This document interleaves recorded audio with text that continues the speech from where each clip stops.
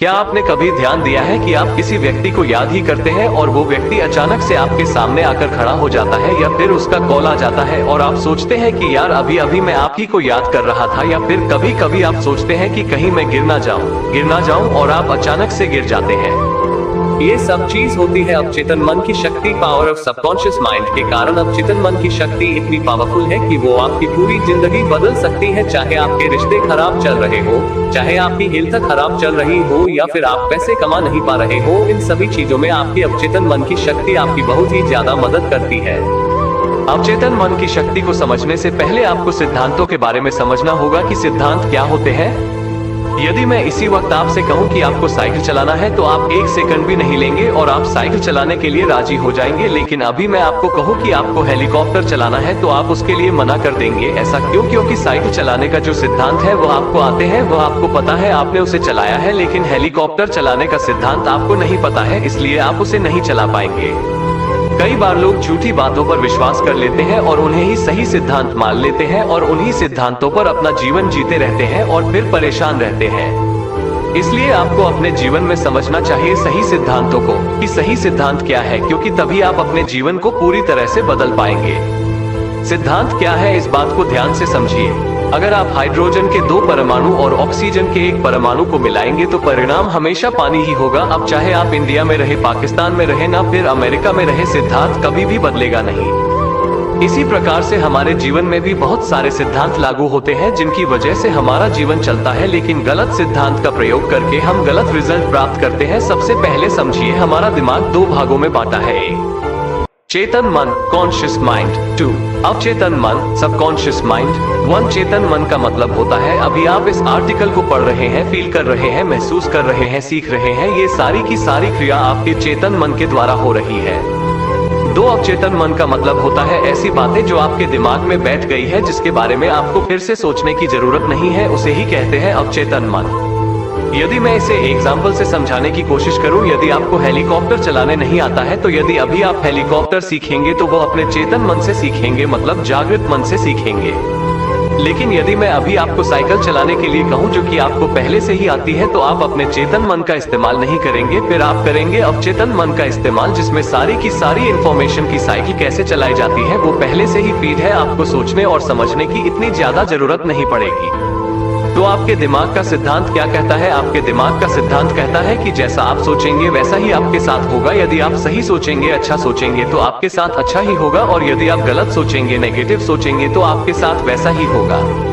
अब यही आपको समझना चाहिए कि यदि आप अच्छी चीजें बोएंगे तो आपको अच्छे ही फल मिलेंगे, और यदि आप बुरी चीजें बोएंगे तो आपको बुरे ही फल मिलेंगे। लेकिन यदि आप सोच रहे हैं कि आप कुछ नहीं बोएंगे तो भी ऐसा नहीं है। लोग आकर आपके अंदर कोई ना कोई थॉट प्लांट कर देंगे और उसका फल भी आपको जरूर मिलेगा।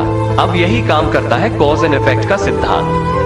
हमेशा याद रखना कि आपका विचार आपका कारण है, मतलब आपका कॉज है, और आज आप जिस भी परिस्थिति में है वो आपका परिणाम है, मतलब इफेक्ट है।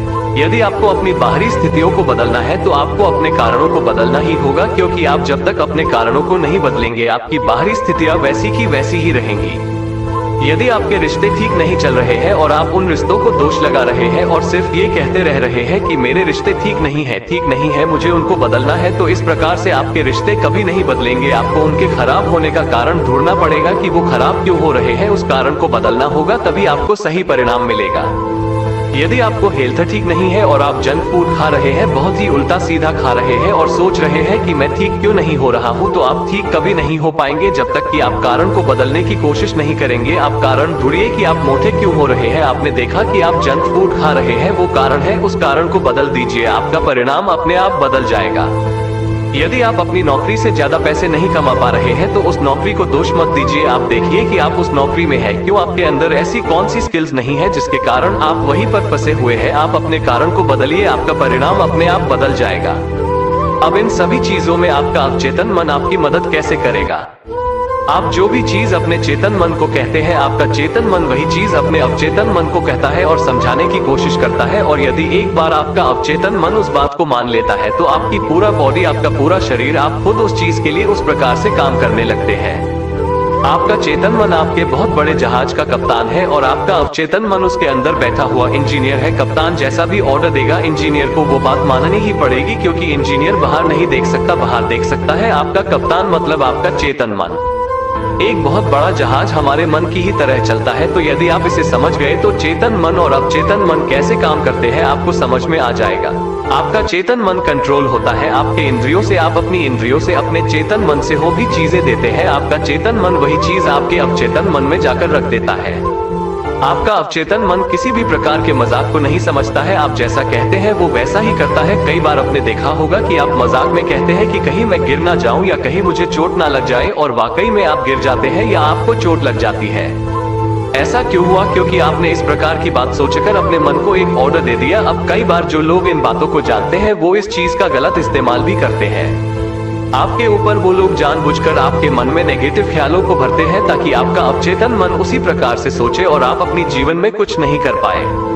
इसीलिए आपको हमेशा ही इस प्रकार के लोगों से अपने आप को दूर रखना चाहिए और इस प्रकार के किसी भी भावनाओं को, किसी भी फीलिंग को अपने अंदर नहीं आने देना चाहिए। और इसलिए हर व्यक्ति आपको मोटिवेटेड रहने के लिए, पॉजिटिव रहने के लिए कहता है, क्योंकि आपके अवचेतन मन में एक बार अगर नेगेटिविटी चली गई फिर मुश्किल हो जाता है।